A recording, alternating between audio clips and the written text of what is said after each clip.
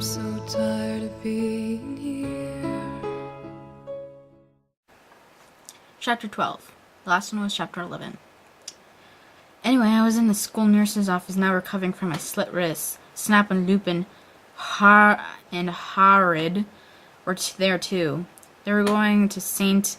Mango's after they recovered because they were pedophiles, and you can't have those fucking pervs teaching in a school with lots of hot girls.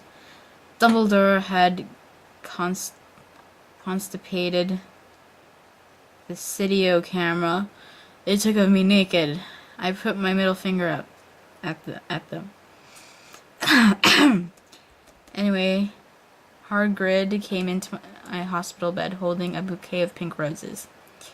Ebony, I need to tell you something, he said in an AV serious voice, giving me the roses. Fuck off, I told him. You know I fucking hate the color pink anyway. I don't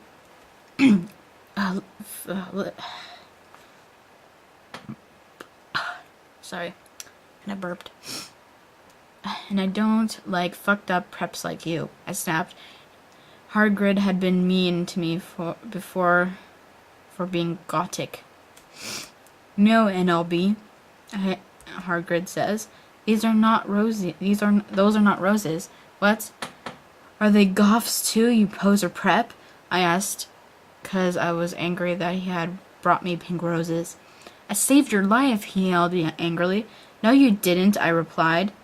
You saved me from getting a Paris Hilton P video from your shower scene and being viewed by Snap and Lupin, who masturbated. See, that spelled wrong to it as he added silently. Whatever, I yelled angrily. He pointed his wand at the pink roses. These aren't roses. He suddenly looked at them with an evil look in his eye and muttered, well, if you wanted honesty, then all I had to say, that's not a spell, that's an MCR song, I corrected him wisely. I know. I was just warming up my vocal cords. Then he screamed, Pataz Marengo Mikalili Romancio.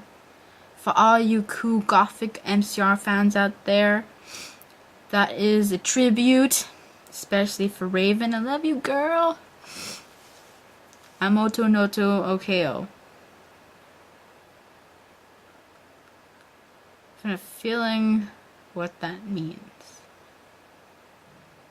Amo Nato Okeo. If you don't know what that means, you're retarded. And then the roses turned into a huge black flame floating in middle of the air and was black. Now I knew he wasn't a prep. Okay, I believe you now. Now, WTF is Draco. Hagrid rolled his eyes. I took into the balls of flame, but I could see nothing. You see, Enobi, Dumbledore said, watching the two of us watching the flame. To see what is in the flames. Haha, you reviewers flames, get it? You must find yourself first, okay? I found myself, okay, you mean old man? Hagrid yelled. Dumbledore looked shocked. I guess he didn't have a headache, or else he would have said something back. Hagrid stormed off back into his bed. You are a liar, Prof. Dumbledore. Anyway, I got better when I went upstairs and put on a black leather mini dress. It was all ripped on the ends with lace on it. There was some corset stuff on the front. Then I put on black fishnets and a black high-heeled boots with pictures of Billy Joe Armstrong on them. I put on my hair all up around me so I looked like Samara from The Ring. Oh my god. If you don't know who she is you're a prep, so fuck off. And I put on blood red lipstick, black eyeliner, and black lip gloss. Because that's possible.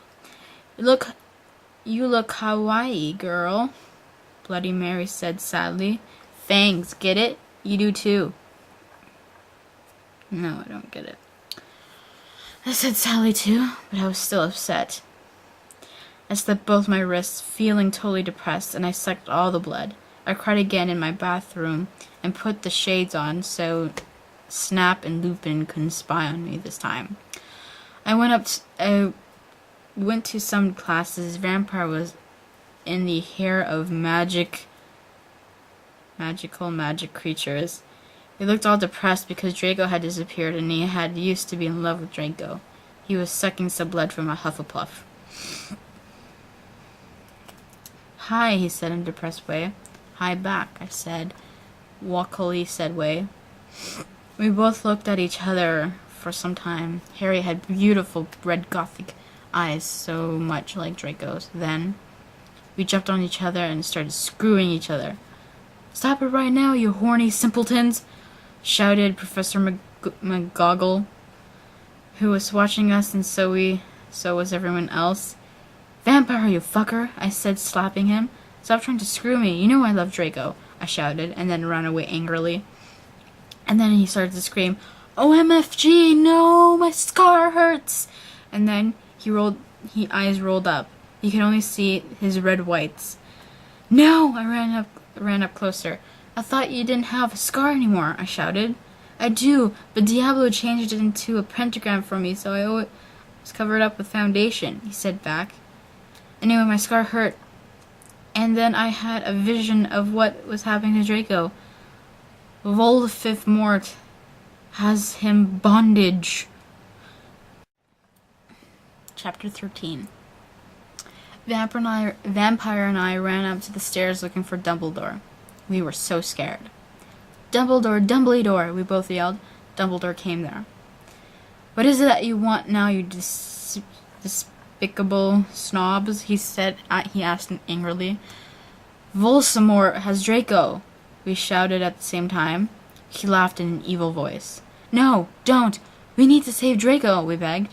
No, he said meanly. I don't give a darn what Voldemort does to Draco.